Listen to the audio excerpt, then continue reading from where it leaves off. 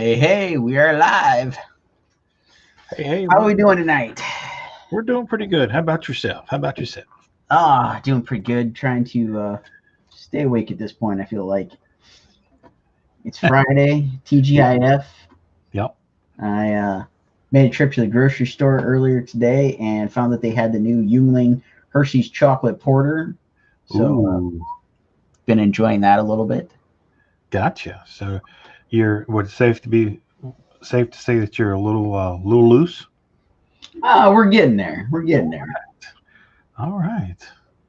Feel like I should go take a shot of combo or something, but I will refrain. Since There's nothing wrong with that. We can always have that going. yeah. Oh well, not right now. I got a belly full of Chinese food, so Oh, nice. oh yeah, we just had some quick Chinese food. Nice. Love the Chinese food. We haven't done that in a little bit. Yeah, it's in our rotation. There you go. So, well, let's see what we got planned for this fine Friday evening. We're drawing some Universal monsters. We are Got, indeed. Frankenstein's monster versus the Wolfman. That's right. Clap for the Wolfman. I need to like get these in the rotation to watch like this weekend or something. Yeah, like I had Ancient Aliens on earlier, and I was like, you know what? I just need to turn to AMC or something and start watching some scary movies. But I watched a little bit of Evil Dead with my brother last night when I Oh, was nice. over at my mom's house. I was like, okay, There you go. it was pretty cool. I haven't seen that in so long. I was like, oh, interesting. Oh yeah. So James in the house says he's been hitting the Lucky Charms hot cocoa. Oh, that There we sounds go. that sounds very good. Yeah, I let's see. I'm trying to think what what did I watch the last couple of days that was horror oriented. Um I'm drawing an absolute blank. I mean, it's not horror oriented, but it was Stephen King. I was working yesterday. Dark Tower was on, Okay. so I had that running while I was working. And um let's see, I've taken in let's see, we did Monster Squad last weekend. We did oh shoot, we did I think we already talked about it. We watched the Hubie Halloween thing or whatever last weekend too. Oh, was that any good? I thought it was hilarious. It was Adam Sandler doing classic Adam Sandler. You know, Yeah, like, yeah. He was on the Dan Patrick show last week talking about it. So one of the days that I was driving, so I got to listen to him nice. talk about it. Sounds really funny. Yeah, I enjoyed it. I thought it was a lot of fun. It was like I said, it was like classic Adam Sandler stuff. You know, like the goofballs, slapstick comedy type thing. Yeah, Um, but with typical Adam Sandler, stories, there was there was some heart to the center of the story. So right. Oh yeah, I enjoyed it. I know people are like bagging on it and stuff, but I thought it was a lot of fun and a lot of throwbacks to all of his classic stuff. And well yeah. I mean, people have always banged on Sandler stuff, but Sandler's movies always make hundreds of millions of dollars. So yeah, he wouldn't be able to keep making movies if that wasn't the case. Uh, right, the studios wouldn't keep giving him money to make movies. So yeah, people are just crying to cry. yep. Let's see. Jamie's in the house, says, "Hey, good evening, guys." What's happening, And Jamie? James says the stand will be coming on soon. Ooh. I gotta check that out. I saw the trailer for the new series. I can't remember if it was. I want to say Hulu, but I'm not positive on that. It Yeah, looks pretty cool I think you're right. I think it is Hulu. because Hulu is the one that's got Castle Rock, right? Yeah, And it would make sense. And like they're trying to build the Stephen King cinematic universe. yeah. So yeah, you're right. That does make sense. Okay. We got that going there. No, we're at 8:06. We got 5 folks in the house. It looks like. Oh, we're up to 6 folks in the house. Up to 6. I guess we'll give it another minute or two before we run through the rules, unless producers tell us otherwise here. Okay, we can wait to hear word. We'll shoot the crap for a couple more seconds. Yeah. Well, I was already overruled. The producer said, "Let's go through the rules." All right. All right, we'll go through the calendar. All right, so we're October 16th there. Universal Monsters tonight, Frankenstein versus Wolfman. Next week, on the 22nd, Freddy versus Jason. 23rd, we're going to do Dracula night, which since I'm going to be skipping out shortly after the sketch-off battle because I'm going to help out the Hero Initiative next Friday. I'll be doing some stuff for Hero Initiative, doing an online thing for Baltimore Comic-Con. We're going to do a virtual drink and draw. So I'm going to skip out after the sketch-off or shortly thereafter so I can join that. Rodney's going to be joined by a special guest host, Russell, correct? Yes, Russell Allen will be in the house. So there we go. He will be pumping his Kickstarter, so that'll be awesome. There we go. Cool. Very cool. Are these last 2 dates correct? Yeah. Okay. So 29th is Vampirella versus Lady Death. And then the 30th is going to be Godzilla versus some other monster. You guys got to go vote. You got to go join our group and vote. Somebody. Let's see. James says time to play the sing-along Nightmare. CBS. Okay, so the stand is coming to CBS. Oh, okay. Dracula's my boy from Andre. Better doing justice. James shared a link in there. I'm going to assume that must be the stand trailer. Trailer, yeah. And then Andre said something, but I keep getting stupid notifications popping up over top of it. It says, better do him justice on the Dracula. All right. They had time to read the rules, so here we go. We're going to get a countdown, and we're going to start the drawing. All right. 5, 4, 3, 2, 1, go. And we're off. Okay.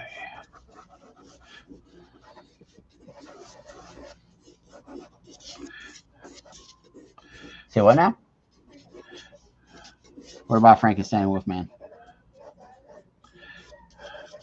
Well, it depends on who's got them all wrangled together. If it's Dracula from Monster Squad, the Wolfman was not really on the same side, nor was Frankenstein. They just got roped into, working for him. What are we talking about here? Steph wanted to know if Frankenstein's monster and the Wolfman were like on the same side, and I'm like, oh. I can't remember like how all the like Abbott and Costello meets Frankenstein and meets Wolfman, how those went down. And they did do, I'm pretty sure they did a versus movie back in the day. It was like Frankenstein versus the Wolfman or something. Yeah, God, that was so long ago. I don't remember. Well, I'm gonna say it was probably long before you were born because that was like the 40s and 50s. Oh yeah, that was definitely the 50s. Yeah, it was way before my time. Definitely. I watched them all, as a kid, as we all do. Oh my goodness. Hi, buddy. Everybody say, hey, Sherman. Hey, Sherman. Sherman's in the house. Old buddy. Right. Come here, baby. Come over here, Dingy chair. Daddy's making pretty pictures. No, poor Sherman's got to go back to his little spot. He's gonna go sit over by Mom.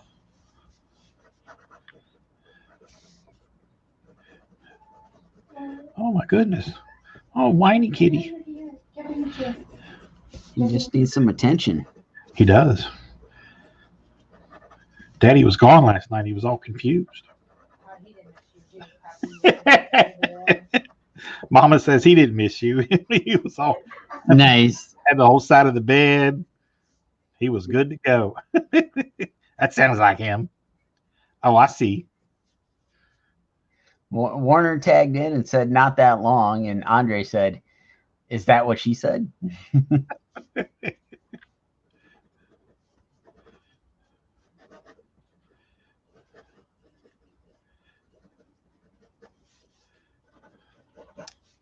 I think they're discussing some personal issues there in the comments. That's what it sounds like, yeah.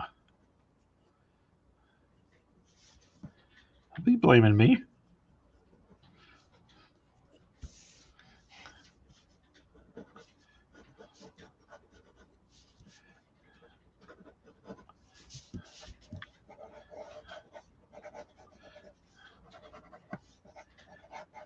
So we were discussing before we went on air about all of the news that is no news. Right. Coming out of the Marvel Studios. they've this person's going to play in this movie, but they don't know who they're going to play. And the one Daniel Ramirez is reported to be playing a role in the Falcon and Winter Soldier series. And for those of you who are asking who is Daniel Ramirez, he apparently plays a fanboy in the new Top Gun movie that will eventually see the light of day.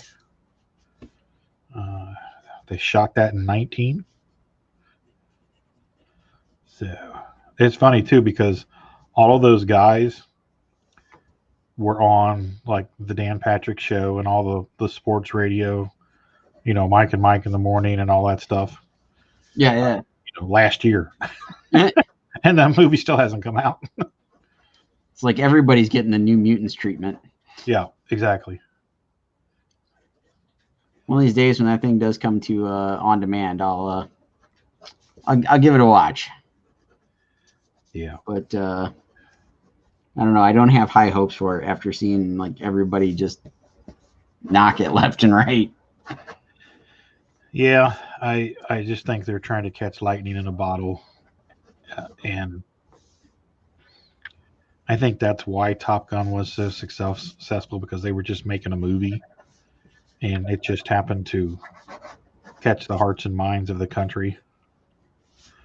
And I don't know. I mean, this whole sequel stuff in Hollywood is just kind of like, ugh. Come up with something new. Yeah, exactly. Yes, like if you want something new, we have plenty of stuff in our back pocket if you'd like to hear Hollywood. And just bring a bag of money to Thursday night. Andre is saying Maverick is really fun. Is it really? I will watch it. My comment was more geared towards New Mutants, because that thing just seemed to be a train wreck from the get-go, but I don't know. I will still watch it. Yeah, I'll watch it. Warner says not that long before Rodney's time. Well, I was in high school. Well, wait, it came out in what, 80s? Well, he's talking about when we were talking about the Universal Monsters movies. Oh, yeah. That was pretty low blow. Well, And Danny wants to know if you broke another churro cabinet. What's that referring to? The lady that was yelling at Rodney on the video that Tina shared to all of us. Oh, I haven't seen it. You did. You just don't remember. The lady that you saw it. The lady from down in the country. Oh, yeah. Oh, okay. Oh, yes. Danny, I can neither confirm nor deny that I have broken anything else since. Okay.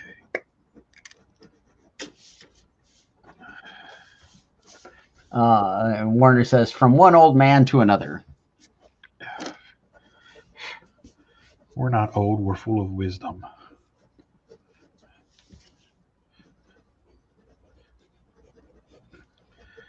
At least that's what I'm sticking to. There you go. Well, it's like Brett was telling us last night. All that gray was all of his wisdom. Exactly.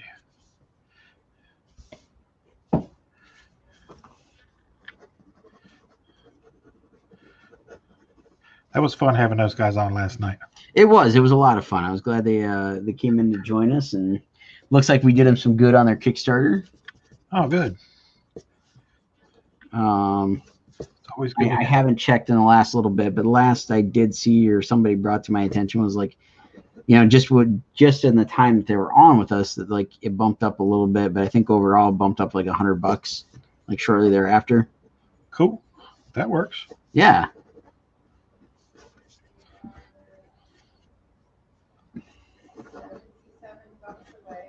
They're $77 away. Nice. Yeah, that's where they were this morning. 1923. Okay. And I gotta apologize for anybody watching, because it'll be a lot easier to do it than trying to post all the crap on the social media. But I totally flubbed and jumped ahead a sticker on the stretch goals. We have not unlocked Andre's yet. We unlocked this one because I totally flubbed looking at the unlocked list there. Rut-row Raggy. Yeah, rut-row indeed. It's okay. We're not laughing at you too hard. I know. Andre though is just devastated because he thought his sticker was coming out all of a sudden, and then shot him down.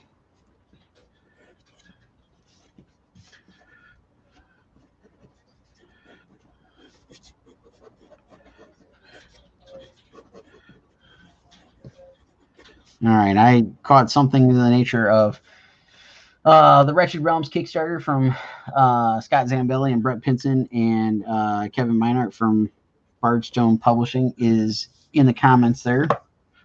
Nice. There we go.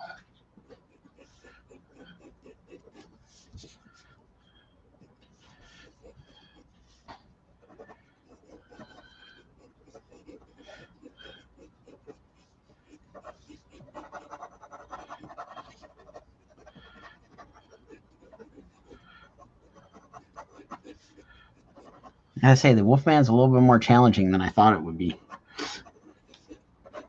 Yeah, I wish you now I would have went with my cartoony Frankie. This is not turning out like I wanted it to. Excuse me, I think it's looking good. It's getting there. Andre says my mom actually messaged me to ask how she can get the sticker. we will make sure she gets a sticker, regardless if we hit that stretch goal or not. But shortly after my flub, we got a couple more backers, so we are closing in on Andre's sticker. There you go. So you guys are crushing it. We're trying, man. We're trying. We are getting the word out every which way, and Tina's got our back and been a sharing fiend on the old social media. Yeah, I need to do that myself. I think you do. I do, but I. No, you do. Oh yeah, yes. Tina goes over and does it. Yeah.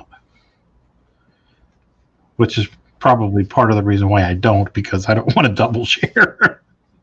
Yeah, it's like double dipping, but it's okay because it's nobody's dipping into to food and spreading germs. It's all good.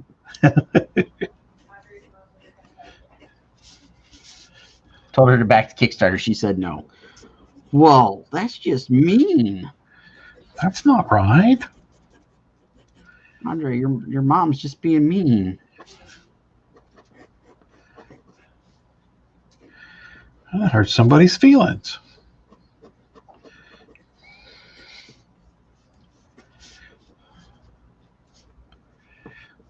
All right, let's.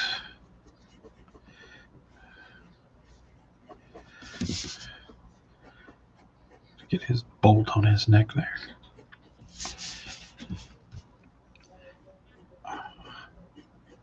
Blue Doom. I I for some reason thought that you were doing the Baltimore thing tonight. Ah. Yeah, it's next Friday. That's cool. Yeah, I kept kind of getting it all mixed up. I kept thinking it was like next Thursday, and then realized, no, it's next Friday. Yeah, as long as I do it at some point. Warner says, odd for a Canadian. They're usually so nice. Those Canadians are rather nice. Nice folks, aren't they? They are. Ricardo, what's up? Hey, Ricardo, how we doing? Says, looking good. Well, thank you, sir. Thank you.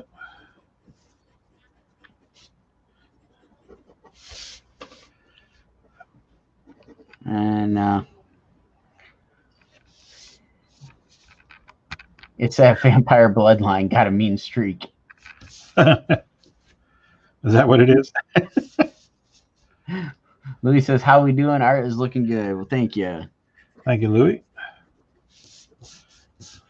And right now, as far as I know, both sketches are still available.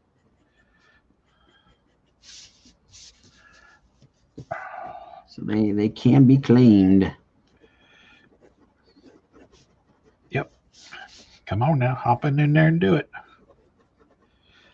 All right. Let's find Frankie and Wolfman a nice forever home.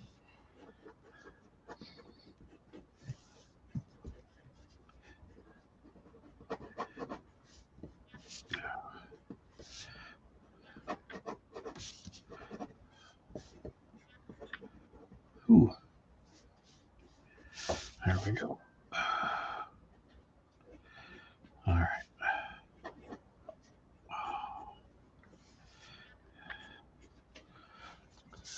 Ricardo, yes, we did the cereal monsters last night, actually. Oh shoot, I think I stuck Blueberry over on the other table. Let's see. My Frankenberry's in the folder. Yeah, we'll get it here in a little bit. We'll share once we're done with the sketch here. We'll make that happen because both of those sketches are still available too. Yes. And Louis, yes, and Louis says that Kickstarter is moving. Congrats, thank you. We are doing our thing, trying to get the word out.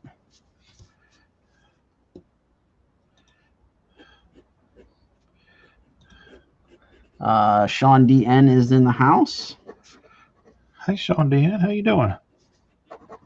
Thanks for stopping by.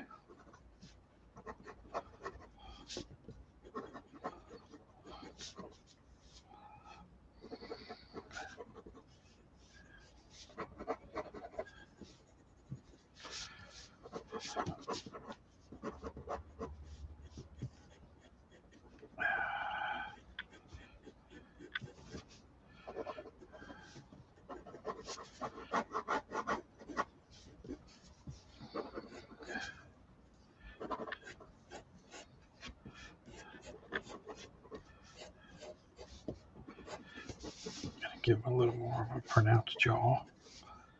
It is Frankenstein.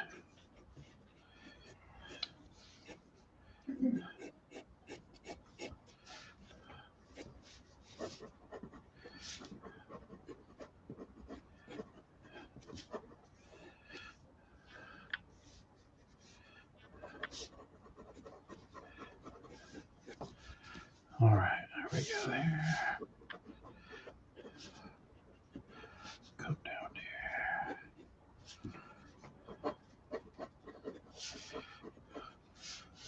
here. We both have our concentration muzzles on. Yeah, like trying to pay attention to like. All right, I got so much stuff to add hair wise here. Let's see. Ricardo says we all have to set up another live show together soon. Yes. Just shoot us a message. Let us know. Can get something going.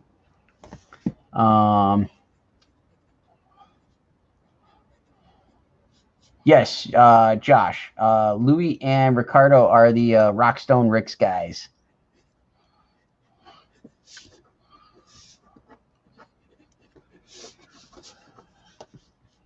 If you haven't checked out their Facebook group, I highly recommend it. They got some cool stuff going on with all the variants, exclusives, and all that other comic goodness going on right now. Very cool. Very cool.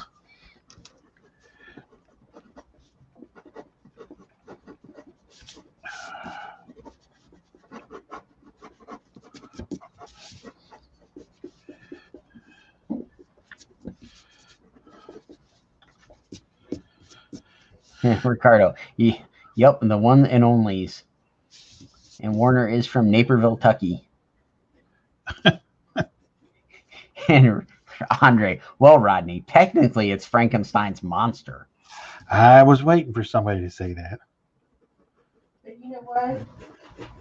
When we wrote it down, all we wrote is Frankenstein. Yep. It's pronounced Frankenstein. I gotta watch that one again too. That's got to get fit into the Halloween remix here. Yeah, we watched. That was Friday the 13th the other night. The original. Yeah, we were laying down, and the TV portion of the night when you're laying in bed and watching TV till you fall asleep. Yep. And it was on. I guess it was. I don't know what channel it was on. I think AMC was playing it the other day, right? Yeah. I think it was. And it's so funny because every time somebody got killed, they cut it. Oh, jeez. And I mean, like 100% cut it. You went from somebody screaming to it like you're in the next scene. Oh, what the heck? Yeah, it was like, what the F, man? That's not cool. Not cool at all. No. Well, I mean, it wasn't like 1:30 in the morning. They didn't want people at night. I guess. Producer B says it was like 1:30 in the morning, so I guess they didn't want people to have nightmares. Sure. Let's go with that. Yeah, we'll run with that. Shoot, I'm trying to remember what I was watching.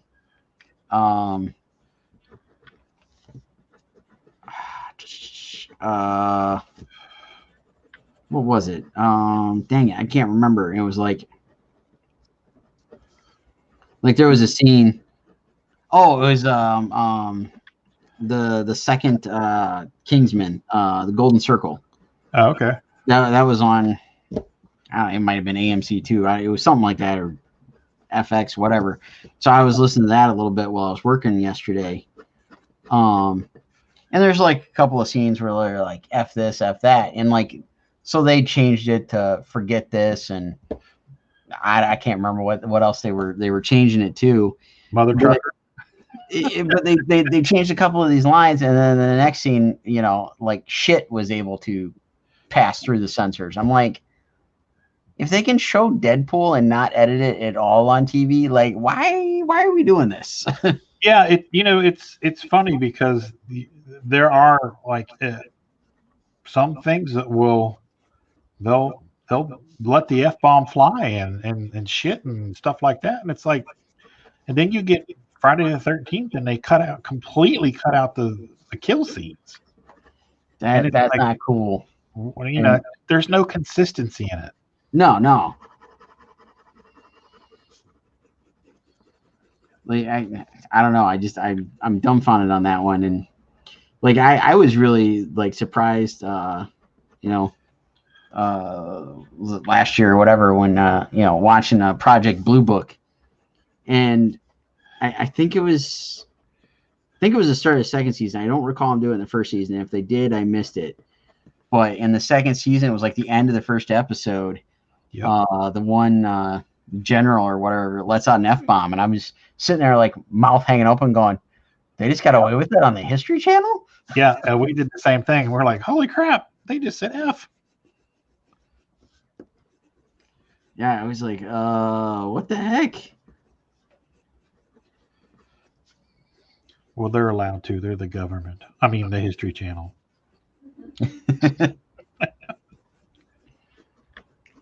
Andre says, like, yippee-ki-yay, Mr. Falcon. I call it the A&E edit. Actually, what did I see? There's a band or a comic book out now called Mother Truckers. Nice. Because, you know, they say Mother. That's how they edit a lot of the MFs out. Oh, yeah. Movies, Mother Truckers. Snakes on the Mother Trucking plane. Hey, it works. We have 6.5 minutes. All right. 6 minutes, Dougie Fresh, you're on. On.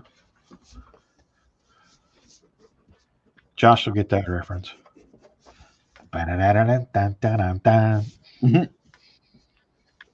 Will he chime in? Josh is leaving us tonight. He's going over to draw with Ren tonight. What? Ren's been crushing it, man. He's been kicking out some really cool stuff. He has. I saw his post. I don't know when he posted it originally, but I saw it today finally of the Skeletor sticker that he was selling and whatnot, and that was killer looking. Yeah, he does a killer Skeletor.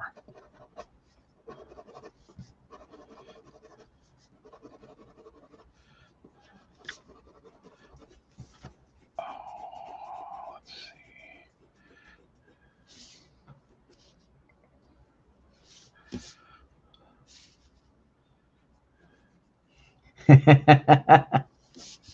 Andre says, traitor. Friday night renderings. There you go. I like it.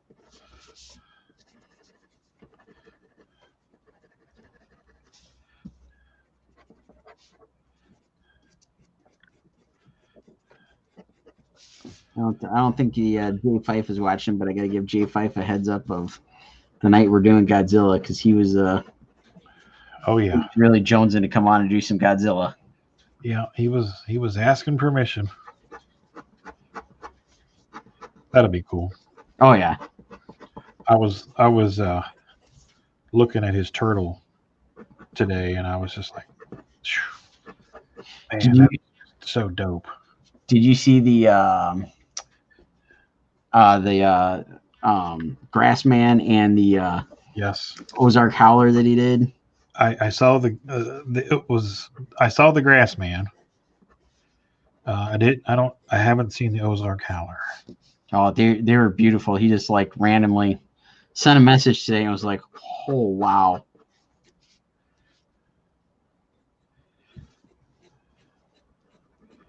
And Andre thought he would have a funny. I don't know if he sent it to you, but he did a sketch of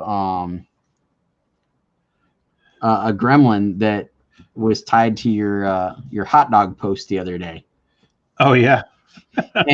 he was kind of like sending it as a joke, and he's like, no, don't use that. And I was like, dude, it was like, it looks awesome. And so he went ahead and sent it. I missed it. I have to go back and look for that.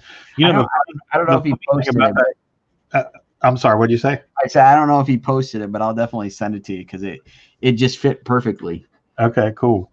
The funny thing about that hot dog picture is it was one of the days I was driving, and we were in Indiana, and we went into the I guess it was a Circle K to use the bathroom.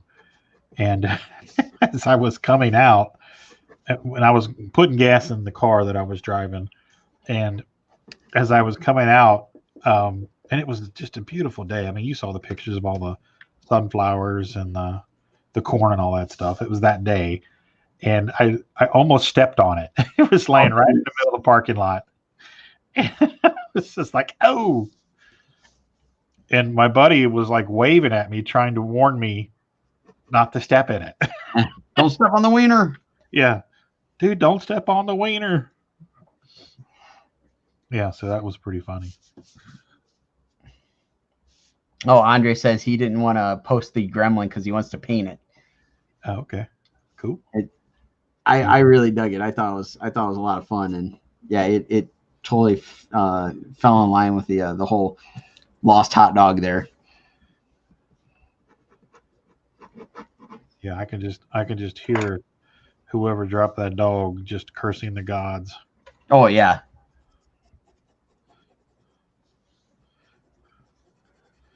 Of course, my thought was that's the universe's way of telling them they don't need a gas station hot dog.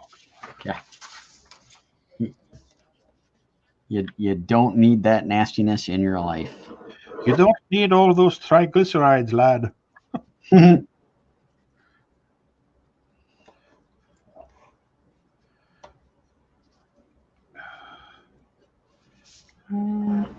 How long? Minute and a half. Minute and a half. Okay. Let's see. Danny says, PH, I got a CGC order in for Rodney. What?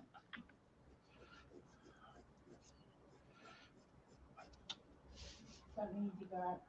I'm thinking he got your CGC book back, is what I'm thinking he's saying.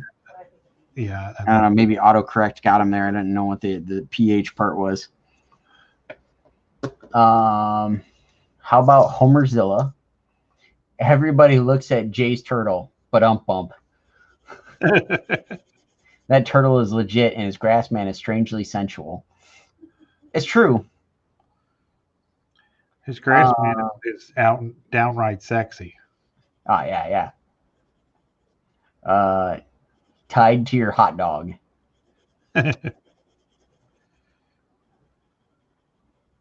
So many that's what she said jokes tonight. You guys are killing me.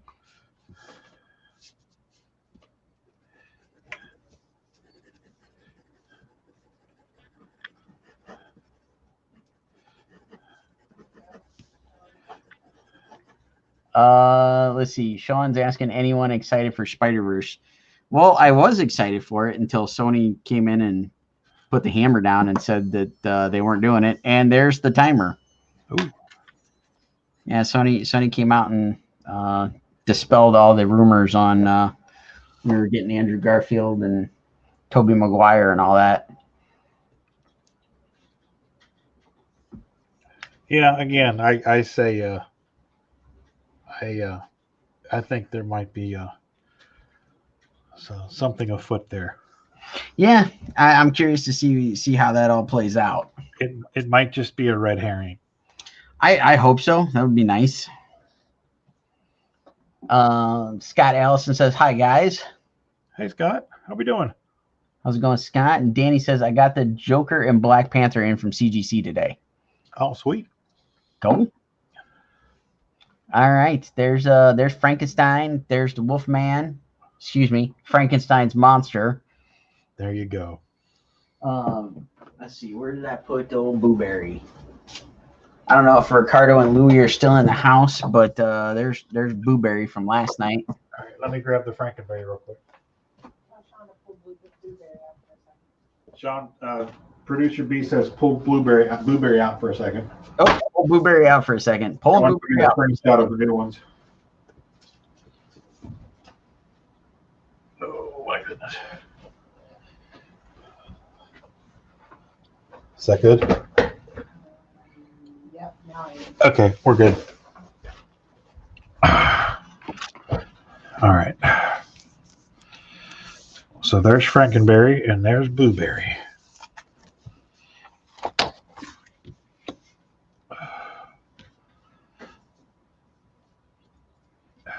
So all four of these are still available, folks. Indeed. So let us know if you're by chance interested. So if you have 4 kids, you could put one of each of these in their Halloween baskets. There you go. That's what I'm thinking. I like that idea. I like it. Thanks, I made it myself. Thought it up all on your lonesome, eh? All on my own.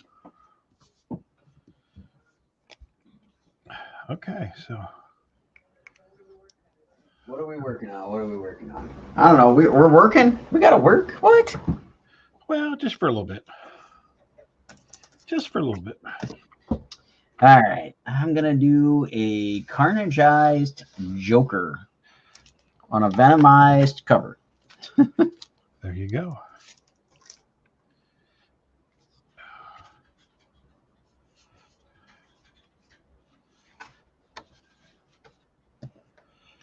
Okay, I think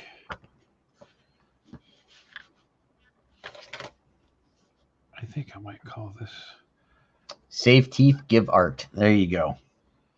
Save. Dentists won't like it, but moms and dads will. That's right. I like We that. did that last year. Yeah, we gave out prints. Had giant posters left over from conventions, and we handed them out for a good chunk of the night. I like that. Yeah, that stuff says they were more popular than candy for a good chunk of the evening. Good. That's always a bonus. I'm sure the parents just loved you guys. Oh yeah.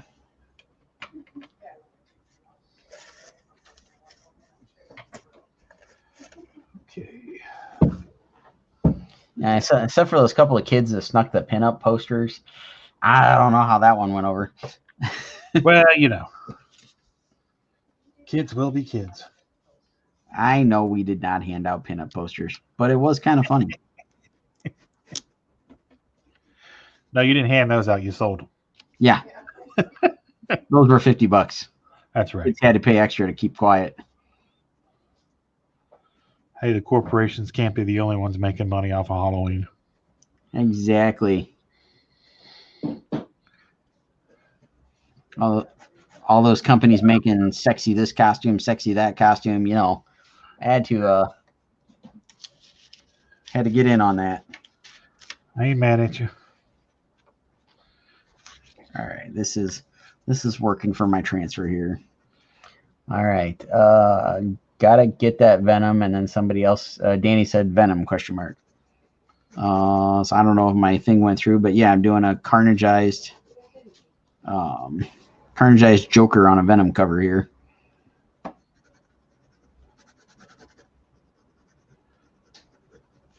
And I'm inking one of my Sketchtober cards. This is the card that Andy Shaggy Cordy purchased. Oh, nice. Yeah, and he upgraded it for pencils and inks. Very cool. All right, producer A says I should tell people what I'm doing. So what I'm doing is I took a piece of regular old standard printer paper, just like the 24-pound stuff. Right. And I scribbled pencil all over the background so I can transfer the image. Because per sheet. Yeah, I just made myself my own carbon transfer, or graphite transfer rather. Right. Instead of breaking out the light box and trying to fiddle and fart around with that this evening. I got you. I've made quite a few of those in my day.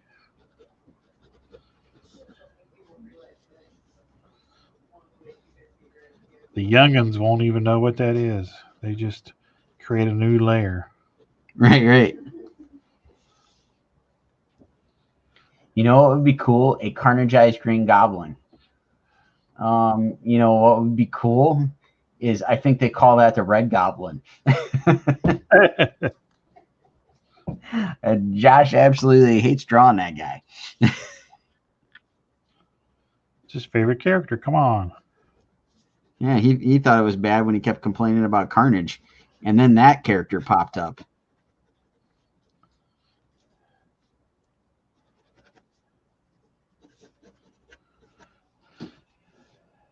Max is in the house. What's going on, Max? How's it going, Max? Thanks for joining us.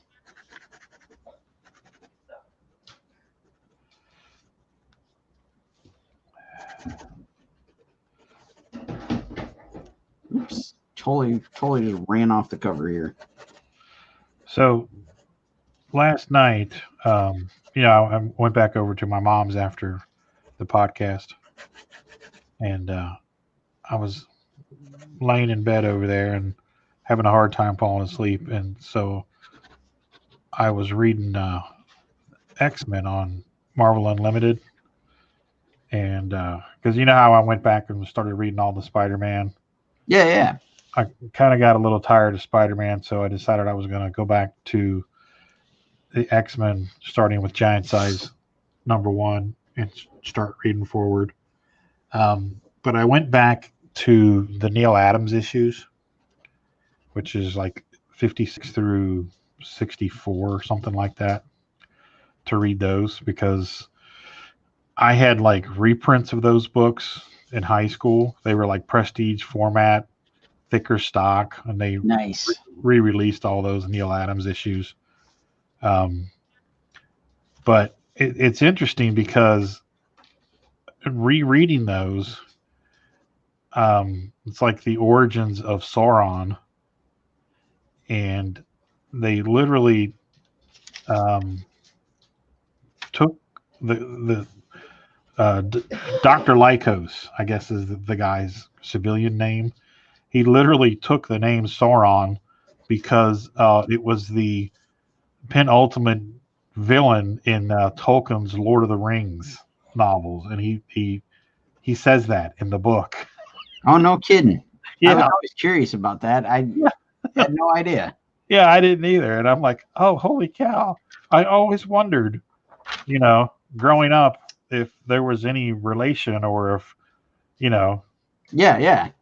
But yeah, he totally admits to. That's why he calls himself Sauron, because he's the badass villain in Lord of the Rings. That's hilarious. Yeah, but it's interesting because, you know who Havoc is, and Polaris and all those characters, but I actually got to like read the origins of how Lorna got her powers and how Havoc came to be and all this stuff, which I really wasn't aware of back then. Yeah. But it was funny. I was telling Tina about this. Is I went back even a little further and read probably 5 or 6 issues before Neil Adams started, and Don Heck was doing the art, and it was okay. It was serviceable artwork. And then I think his issue 53 is Neil Adams' first issue. But when you open that book and that splash page, it looks like a movie. It's like going from, your little brother drawing the X-Men to, like Michelangelo. It was just such a stark contrast between okay artwork to holy Christ, who drew this? Yeah. And it looked like a picture out of a movie. I was like, Jesus, this is awesome. So yeah, it's just Neil Adams was the penultimate, guy back in that time, the late 60s, early 70s. He was the man. Oh yeah. And the guy is still just incredible. Yeah. And he's still shredding it. He's what? He's still shredding it. Oh yeah. Guy is just, I don't know. There's just something in his blood. I don't know. The dude just has got all this stuff figured out. Yeah, and it's so interesting.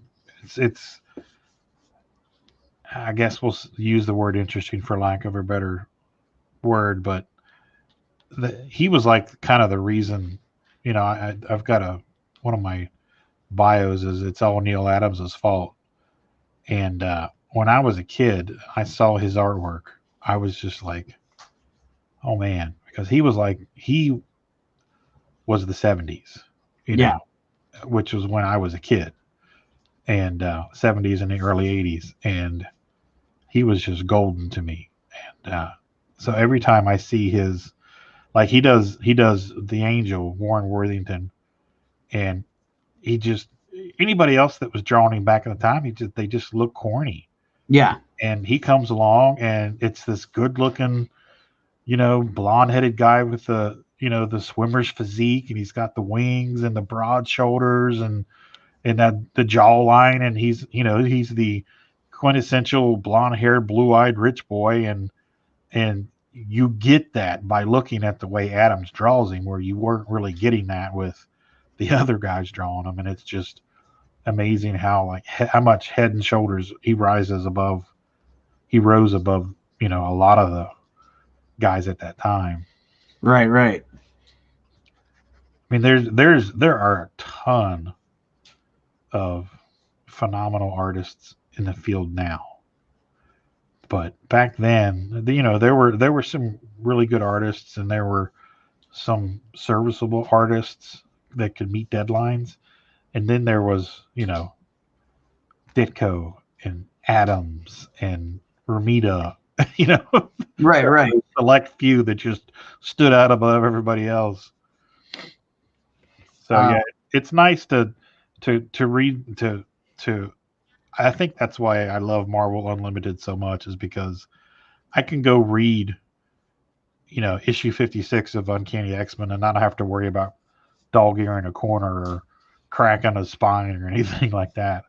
Right. Yeah, that's genius that they've done that. Just to interrupt for a second, but Warner says got a bail, gonna go draw with Ren. Have fun. We'll miss you. Did you see Max's post? 2 times we got a booth next to Neil Adams at the con, and 2 times he bailed. I guess we smell bad.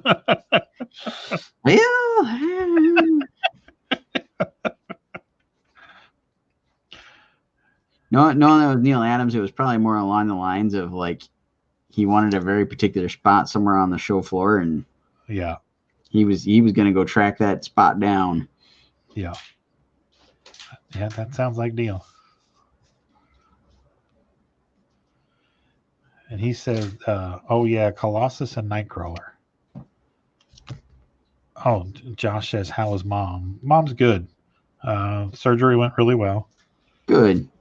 The checkup went really well. Everything looking good so far. So we go back for her week checkup next week, and then we move on. So good. Thanks for asking. Yeah, she's good.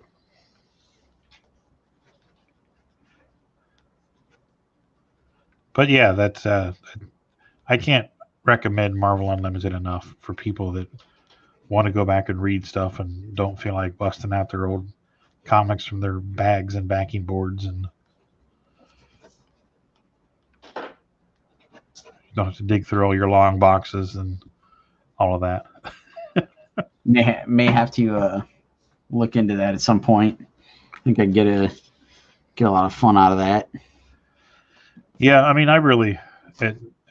it's worth its weight in gold to me, because I just lay there at night when you turn the light out, and I'll read an issue of something.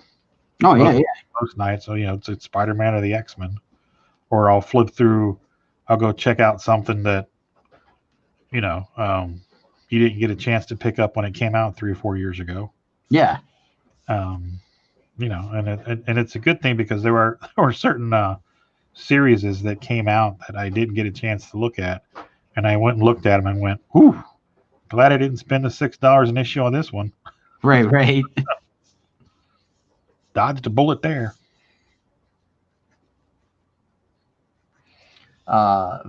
Max named off George Perez, it looks like here, and going to your thing with the artists that been around and the guys that were doing it at the time you're talking about, and that dude was a powerhouse. Yeah, I think Steranko and Adams were kind of the 70s, and Romita and Buscema were the 70s, and Perez and John Byrne, Michael Golden, they were kind of the 80s guys, and then Jim Lee and Silvestri and those guys were the 90s guys.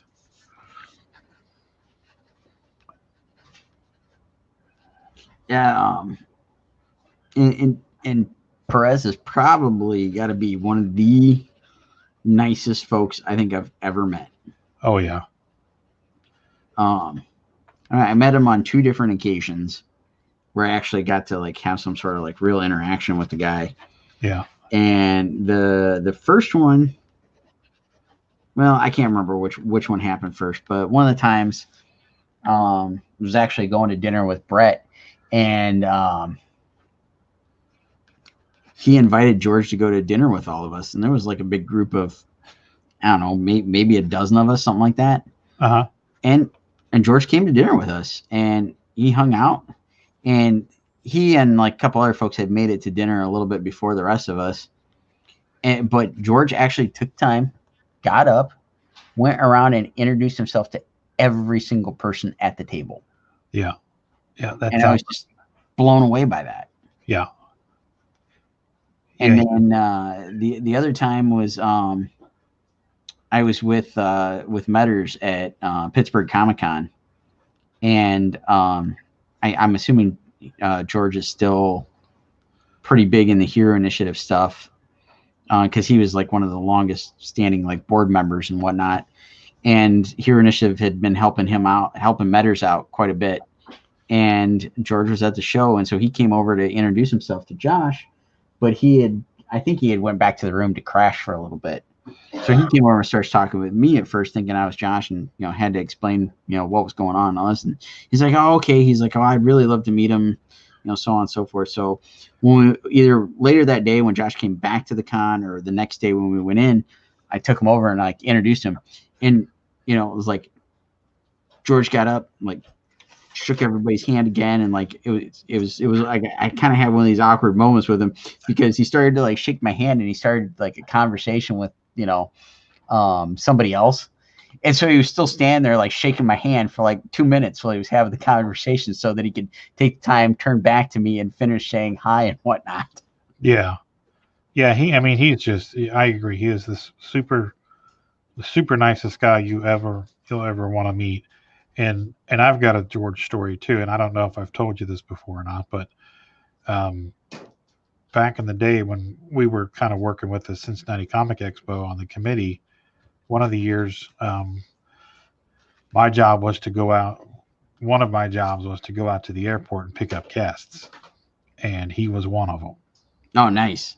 Yeah, so I got to pick him up and bring him back to the hotel, and we got to do that cut in the hill through northern Kentucky down up 75 and come around, and then you come around the bend and there's the city. Yep. And he was just saying how much he really enjoyed that. It's like I'm sure that was by design, and it's really neat. Kind of like when you go to Pittsburgh, when you come out of that tunnel. Oh yeah. And I had heard so much about that from people over the years, and then the first time you do it, you see it and you're like, ah, cool. So I'm sure it was a very similar experience for him. Oh sure, yeah. But he was just so super nice, just very very engaging and very personable, and just just one of the guys. Yeah.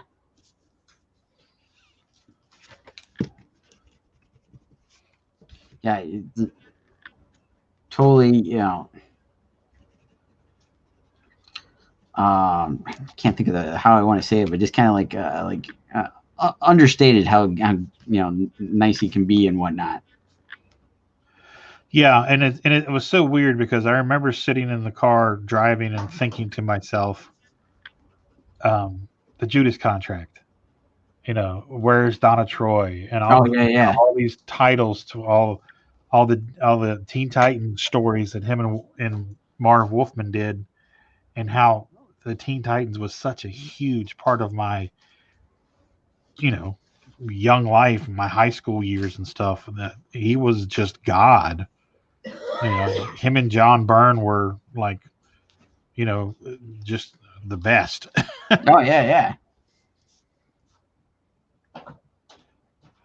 And you want to just squee, like a little girl, but you got to have to, you're supposed to be a part of the convention. You're supposed to maintain a level of decorum and not go right.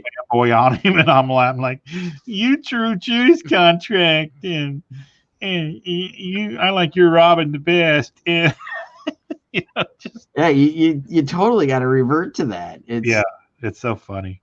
It's difficult, man. Yeah, I don't really think of myself as a nerd, but I'm a nerd. Oh yeah. I tried my hardest, and I think I did pretty good. The one time I was hanging out and actually had a drink with Campbell at Wizard several years back. Yeah. We started chatting and whatnot, and I only asked him one nerdy question because he started the conversation. What was that? I wanted to know if like for the longest time he and Jeff Loeb had planned to do a run on Spider-Man. They were going to do like their thing. And I was like, so dude, is it ever going to happen? He just kind of like shook his head, kind of hung his head and shook it. And he's like, it's not going to happen. It's like they, could not get schedules to line up and all that stuff. And it's like, well, it looked really cool. It sounded really cool.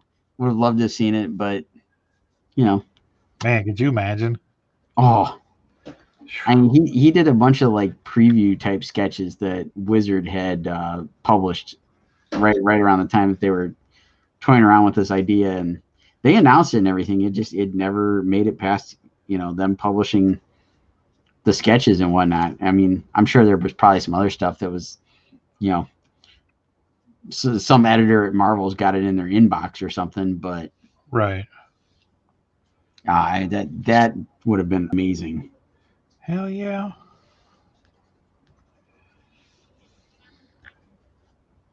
Whew. Yeah, just thinking about it.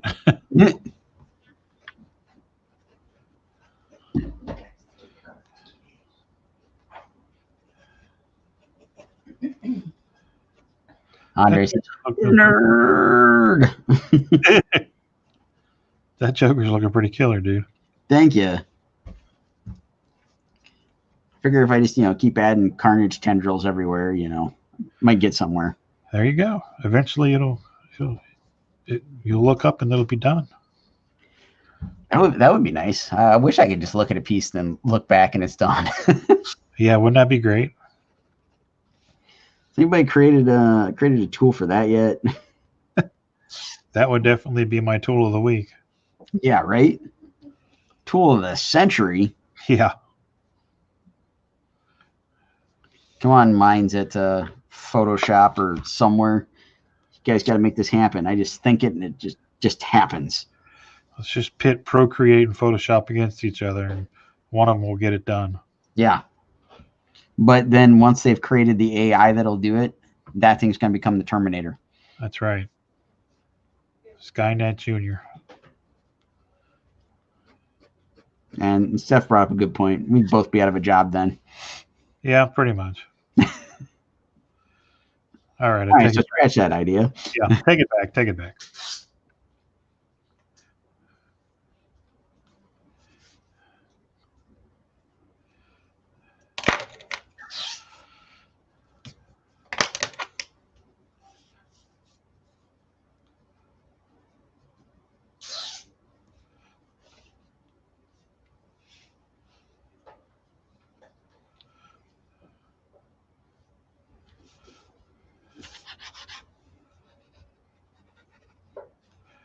I will say though,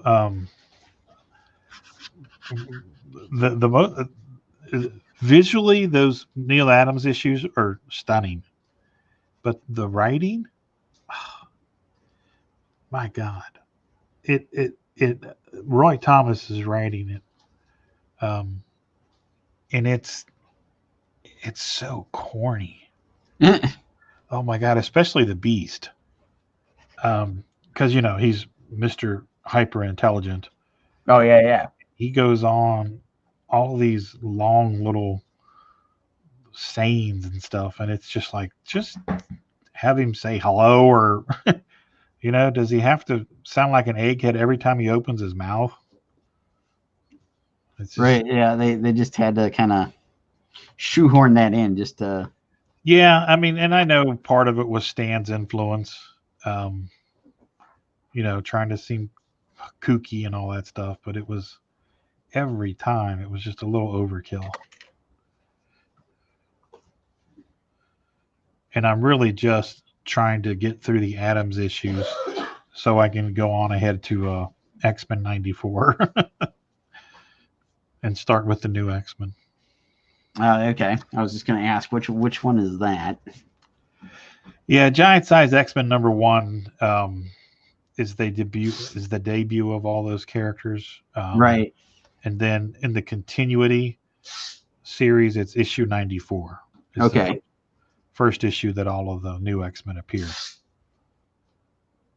And then issue 95 is the issue that Thunderbird dies. Okay. For some reason in my head, I was thinking that like that happened still in Giant Size X-Men. No. That happens in issue 95. Okay. So you actually stuck around more than just showing up one issue.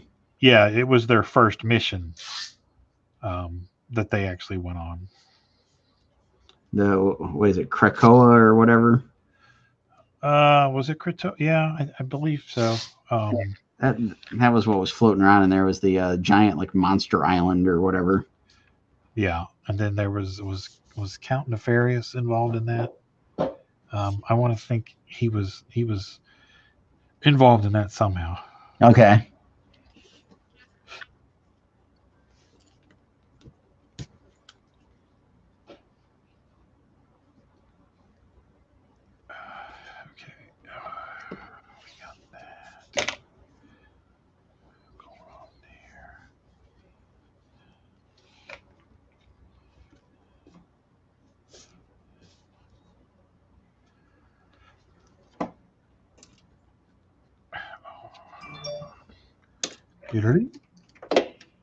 You have mail. Yeah. Good old Twitter. There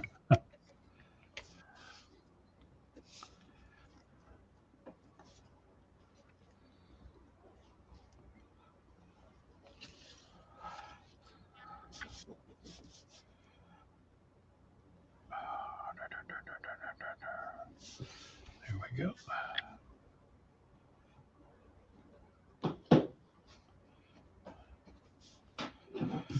It got silent. I started concentrating on the lines here. I was doing the same thing. I was putting a little bit of shading in his eyes, so I got real quiet.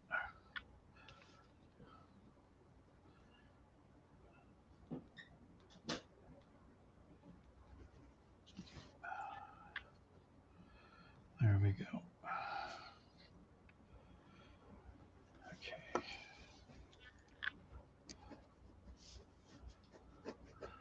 Come out here. Do you find yourself talking to yourself when you're drawing? Oh, quite a bit. I talk to myself. If I'm not talking to myself, I feel like I'm always kind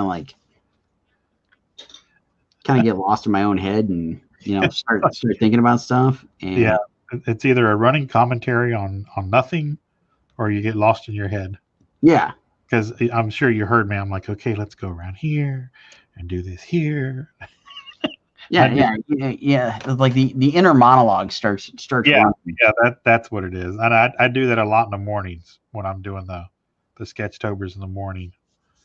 I'll start doing my inner monologue. Yeah, it just kind of runs away with itself, and it's like, I at times will definitely get lost in thought and start thinking about like whatever's going on like later in the day, or things that still got to tackle on the to-do list, or any number of things, and it just kind of branches out, and it's just it kind of turns into that description of people talking about it's like there's 100 web browsers open, and music's playing and all this stuff.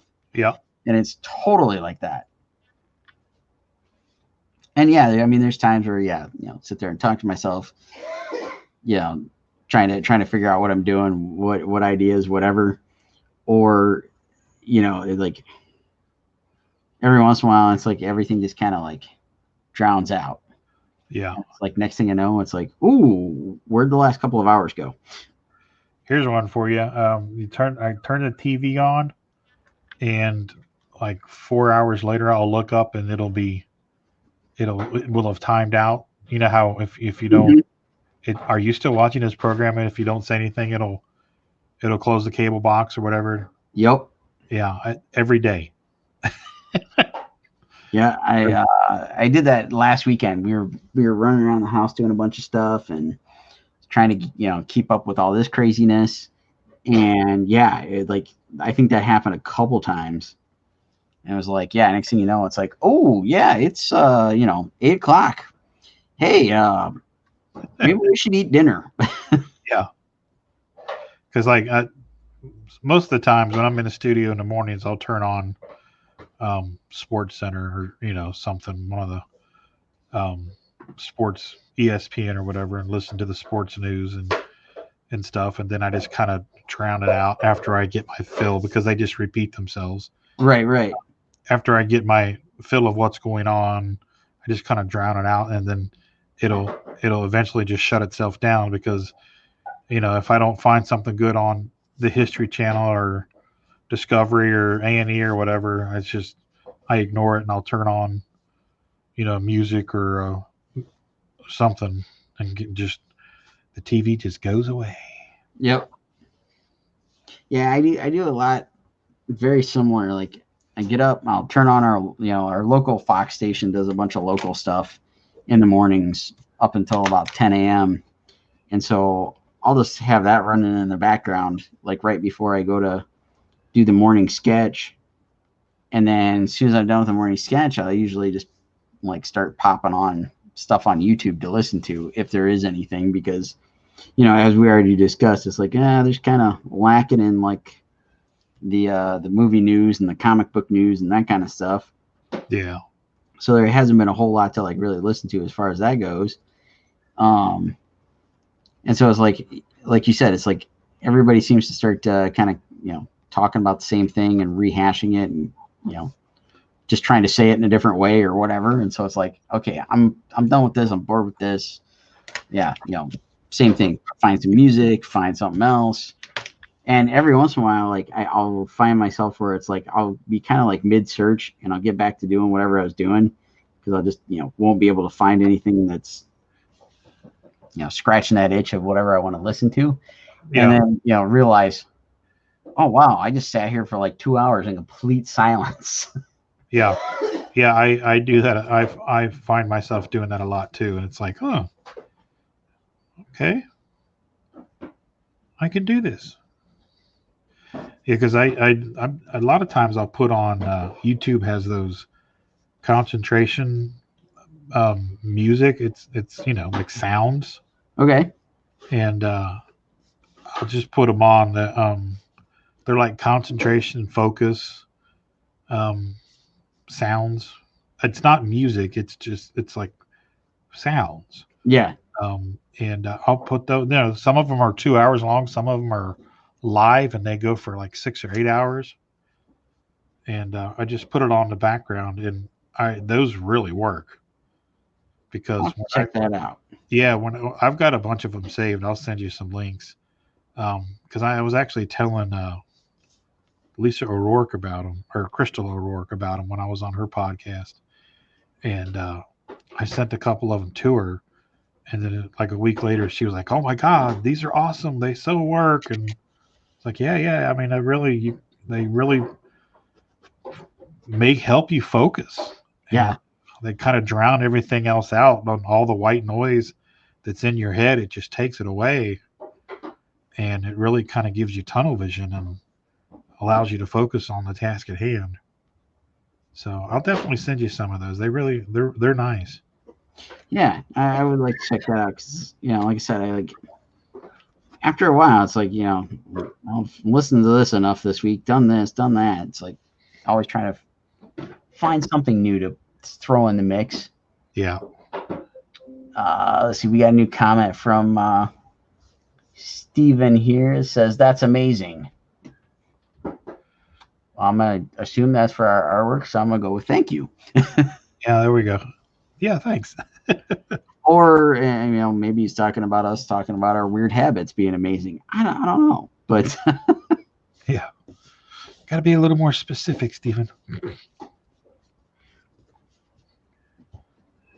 It's not like we get confused or anything. It's maybe he's just saying we're amazing. there you go. But I'm not going to argue with that either. Not at all. I'm coughing.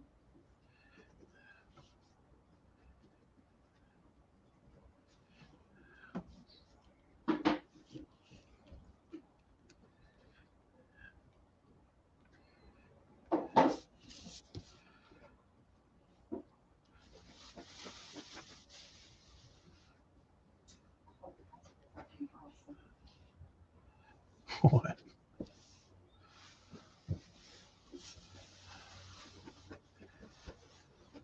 Do you remember Wolfman Jack, Sean, or are you too young to remember him? It's funny you say that. I don't think I really remember ever seeing him like live, doing his show or whatever. Right. But I did, quickly search for reference images on the Wolfman, and his image popped up. Yeah. But I mean, you know who he was, right? Yeah, I know who he is and stuff. But until this evening, I didn't realize that he did stuff wearing fangs. Oh yeah. He the reason I ask is because when I was doing this Wolfman the other morning, when I was doing the pencils, Andy came in, and for a while it was just him and I. And the first thing he said was "Clap for the Wolfman," and that's a song by the Guess Who called "Clap for the Wolfman." Okay. About Wolfman Jack. And if you know the song, it's a really catchy tune. And the first thing come out of my mouth was, "Oh, thanks, Andy. I'm going to be singing that for the rest of the day." And do you know that I am still singing that song in my head? Nice. I'll just be walking around going, "Clap for the Wolfman. He gonna rate your record high." So you gotta go to YouTube and check it out. It's called the band's called the Guess Who, and just listen to it. And that's so. Ever since then, I've just been been just singing that song in my head. It's so funny. Nice. Yeah. I'll check that out. Guess Who? American Woman, right? Yeah. Yeah. Okay. Yeah. Yeah. The American Woman. These Eyes. Laughing. Yeah, the song, the first trailer for the Joker, that song that was playing, Laughing, that's the Guess Who. Okay. Yeah. I didn't connect those dots.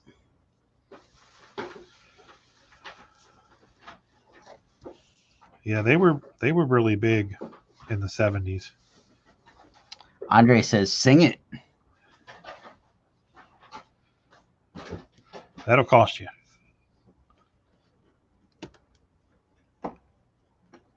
Time to pull out the old virtual tip jar.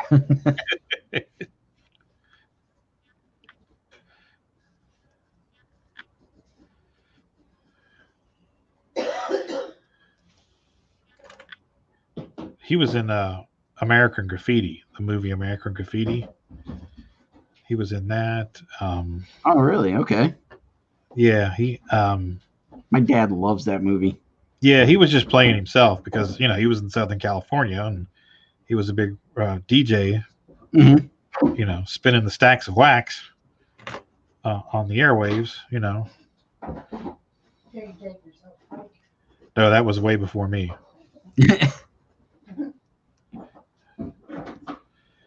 That was a big DJ saying back then, spinning the stacks of wax. Back when they were actually still wax records. Yeah. They'd be like spinning all the stacks of wax and all the hot tracks to keep you dancing. There's a Wolfman Jack coming at you. Holla. Woo! What was the show he did? He hosted a weeknight or a weekend nighttime like American Bandstand type thing. I'm blanking. I keep thinking that I remember him on a couple of times with Elvira. Oh, probably. Yeah. Yeah, he was just kind of that one of those kind of guys. He was like a, like a Sven Gulli or Uncle Creepy. He kind of hosted those weekend creature feature things when he wasn't on the radio and stuff. And maybe I'm now that I think about it, it might be confusing, but I thought he had like a Saturday night, like late night music show. He could have. Let's see. Back in the '70s, there was Don Kirshner's rock concert, and that was really big. There was, and that might be what I'm confusing for is the Don Kirshner thing. Yeah, that was the hot show back then. It was on every Saturday night because we would watch it every Saturday night. And then remember Friday night videos? That was an '80s thing. Sounds familiar. I can't say that I remember that one. I remember as a kid, Headbangers Ball. Yeah. Well, this was before MTV. It was on NBC, and I think it came on at like 11:30 and was on till 1 o'clock. It was just called Friday Night Videos, and they just literally played like the top 20 videos for the week or something like that. Okay. Yeah, because you're too young for that. Yeah, that one predates me just a wee bit. Well, it's funny because like Miami Vice was on Friday nights, so it would be like, okay, if it wasn't the fall, we weren't at high school football games. It was okay. We're gonna watch Miami Vice, and then the news is gonna come on, and then we're gonna watch Friday Night Videos until 1 o'clock.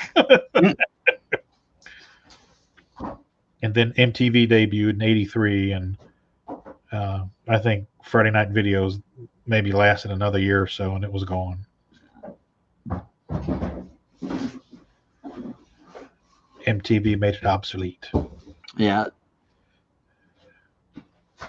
And then MTV stopped playing music. Yeah.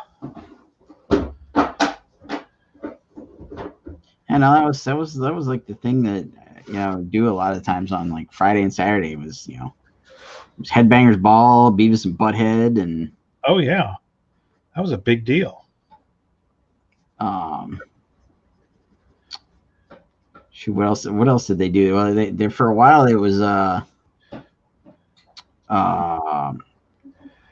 what was they did the Aeon Flux or whatever that show was called. Yeah, Aeon Flux. Spawn was on. The Max was on. Yeah, and what was oh come on, think of it. Spawn was on HBO. Yeah. Speed Racer. Was it MTV that was replaying Speed Racer? No, I think it was Cartoon Network.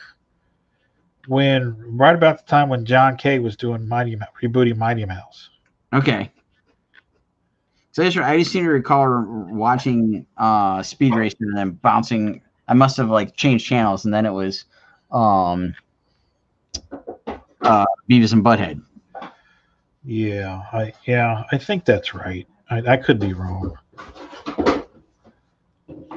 I don't know. I just remember that was like kind of one of my like earliest introductions to seeing some anime. Yeah, when I was a kid, and I'm talking like 4, 5, 6, 7 years old, Speed Racer was a big deal. Oh yeah. And that was my introduction to anime, and that and Star Blazers. Okay, yeah. And then, once Star Wars hit, it was over. But then we moved to Evansville, Indiana, and they didn't have Speed Racer, and they didn't have anything. They had like the Warner Brothers cartoons and Tom and Jerry, but there was no Star Blazers. There was no Robotech or nothing like that there. No. Yeah, it was pretty Midwestern banality. It was like, oh man, okay. We were like jonesing for some Speed Racer.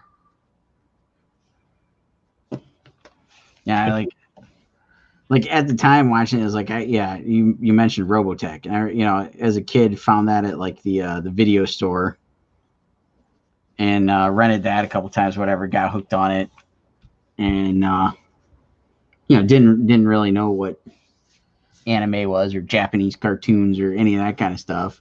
Yeah. Well, I don't think it was until I was like probably junior high, maybe, is when like I first, like kind of found out what it really was, whatever. And like a couple different friends who had, like older brothers, it was like, oh, come on, we gotta watch this movie. And I can't remember. One buddy was like, yeah, we need to watch this. He's like, my brother got it. It's a Japanese cartoon, whatever.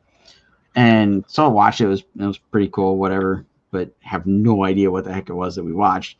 Then another buddy introduced me to Vampire Hunter D. It wasn't Akira, was it? No, it was some weird off the wall, like, the only part I really remember is like there was actually a naked chick in the cartoon, and that was like the highlight of us watching it. Huh. I have no idea what it was. Wasn't heavy metal, was it? No. I have no clue whatsoever what it was. I don't even know if I ever even knew the title. It was just like, hey, my brother got this. We got to watch it. Andre saying Ninja Scroll. Hey, I mean, I know it wasn't Akira because I've seen Akira, and Ninja Scroll. I don't think I've ever seen Ninja Scroll, so it could have been for all I know. All I know is like my buddy was like all pumped about watching it, and so we watched it. It was like, okay, that was cool. And then, like I said, another group of buddies of mine. It's like, yeah, we got to watch Vampire Hunter D, and that one blew me away. I was totally digging that one. I've never seen any of that stuff. I don't remember much about it anymore, but I just remember really, really liking the movie. And it was kind of like a twisted take on like a Van Helsing type character from what little I remember of it anymore. Yeah. But I definitely fell in love with it, and just like it was like one of those things. It was like at the time it was like hardly anybody had heard of it, and it was like the only reason we saw it is because I think it was like it must have been like something like late night on like the Sci-Fi Channel or something. Yeah. And my buddy's older brother was there, and we were watching the scrolling thing telling you what was on TV. It was like, oh, this is on. You guys got to watch this. I was like, okay, cool, let's watch it. Or watching a cartoon at like 2:00 in the morning. That's funny. I remember when we moved to Evansville. I remember none of the kids at school knew who Speed Racer was. Yeah, because it wasn't on TV there. Right. And I remember on the playground at recess trying to explain to them who Speed Racer was and Racer X and all this stuff, and how the Mach 5 was the baddest car there ever was, and all this corny stuff. Nobody had a clue who Speed Racer was. Start singing them the theme song. Oh yeah, we like, yeah, they got this song. It's a go Speed Racer go. Little 5-year-old Rodney standing there trying to explain to everybody. They just wanted to, hey man, just throw us the basketball, man. I don't care about no Speed Racer. Come on now. That's awesome. That was a funny thing too. Just the differences in regions is. Oh yeah. When in Evansville at recess, we played basketball from start to finish. If we weren't playing on the monkey bars or swinging on the swing sets or whatever, we were playing basketball. When we moved back to Cincinnati, no, I could not get anybody to play basketball with me at recess. All they wanted to play was soccer. I couldn't even get the black kids to play basketball with me. They all wanted to play soccer. And I hate soccer. Didn't want to play the old foosball, huh? No kicking around. Hey, Jay's in the house. He says, "Oh my God, you're talking anime." He says, "What's Rodney drawing?" I'm drawing the Wolfman. It's part of my Sketchtober cards that I draw in the mornings, and somebody upgraded this to inks and colors, so I'm inking it. So that's who that is. Damn, Sean, that looks amazing. I don't know what happened, but like volume kind of cut out on me. Oh, I said that looks really good. Oh, thank you. I'm digging Wolfman. Cool, thank you. He's all fuzzy. Yeah, I gotta take it easy on the hair. I mean, the beard, but I'm gonna do most of the rendering with the hair with markers. Nice. Yeah. I dig it. Well, yeah. What do you think? You ready to call it? Yeah, I think it's a good stopping point here. Yeah, we're an hour and a half in, so that's a good solid round number.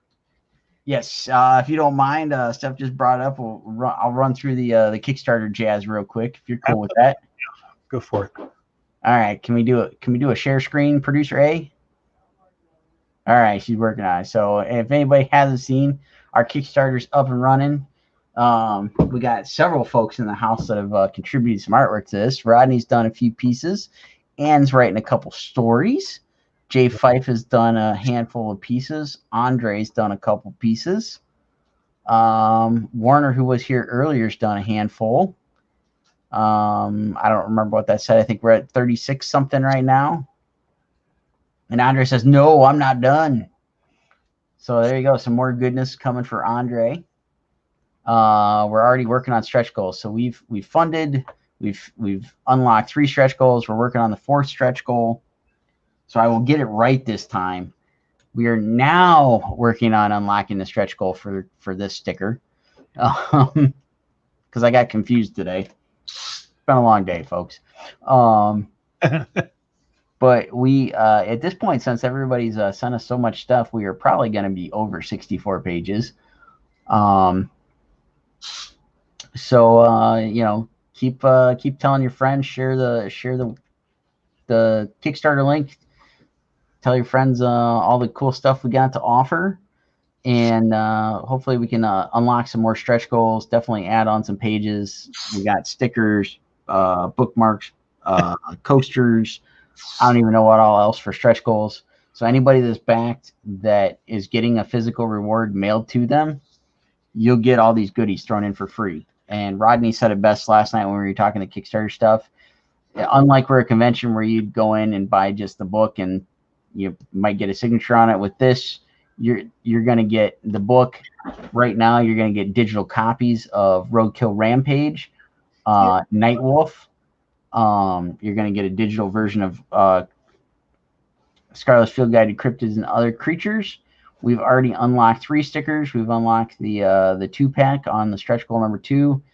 We unlocked this guy on stretch goal number 3, so we're working on stretch goal number 4. And then coming up on stretch goal number 5, we got Rodney's piece going to be turned into a coaster. Yay! And then we got a Bigfoot charm, which apparently I don't have on my desk anymore. We got a J5 piece being turned into a bookmark. And then we got a set of Jamie Snell stickers there at the end if we can reach that 7,000 mark. So, again, tell your friends. Go in, check it out. We've got add-ons. You can add all the earlier issues of Scarlet, all the exclusives from the previous Kickstarter, more stickers, trading cards, buttons, an oversized poster print. So all sorts of good stuff. Man, those Jamie Snell stickers ain't no joke, man. Those are nice. Yeah. He did some amazing pieces. I think he's up to 8 pieces that he did for us now. Yeah, they're amazing. Yeah, he did some fantastic stuff. And Jay's, I know we don't have images up there yet because he just sent us stuff today. Jay did some really cool stuff that he sent over this morning.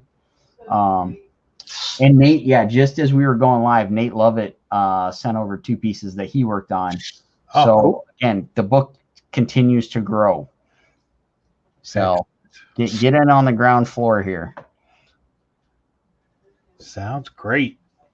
And the link is in the comments there, so everybody can go check it out. And I've been sharing it left and right, and so have Rodney and Tina and Andre and Jay and everybody else who's been awesome about sharing all this stuff. So much appreciated, everybody. No doubt, no doubt. That's so cool that everybody's pitching in and helping, and that's what we do. Yes, it is awesome. And as I keep saying, I mean, we wouldn't be doing this stuff without everybody doing any and all of that stuff. So thank you so much for everybody that's jumped in there. And let's see, Jamie's saying, have a great evening, guys. Stay awesome. Thank you, Jamie. You too. Absolutely, Jamie. Have a good night, buddy. All right, everybody. Well, thank you again so much, Rodney. Fun as always. Absolutely. I always think it's tough. Are you streaming this weekend? I know you've got your hands full with a few things. Stream tomorrow morning because I have to clean. We're not going up till the afternoon. Yeah, I'll stream tomorrow morning. Okay. Get up and go to the gym, and then I'll come back and stream 11ish, and then I'm guessing we're seeing you guys tomorrow night. Yes. Yes, and then we're gonna be packing some Roadkill Rampage Kickstarter packages. That's right. So the Fikes and the Forneys are gonna be rocking on out in C-Bus tomorrow evening, folks. So beware. Yes. we might have a special live from the Forney pack and ship basement. That'd be fun. There we go. So I will dress appropriately. There will be pants. Oh, do they have to be? Oh. Not really. Oh, they'll have an elastic band. You'll be fine. We'll just keep the camera above. Above the countertop. Above the countertops. Well, everybody will be fine. There you go. All right. All right. Good time. So thanks everybody for joining in. Yes. Thank you so much. Thank you, Sean.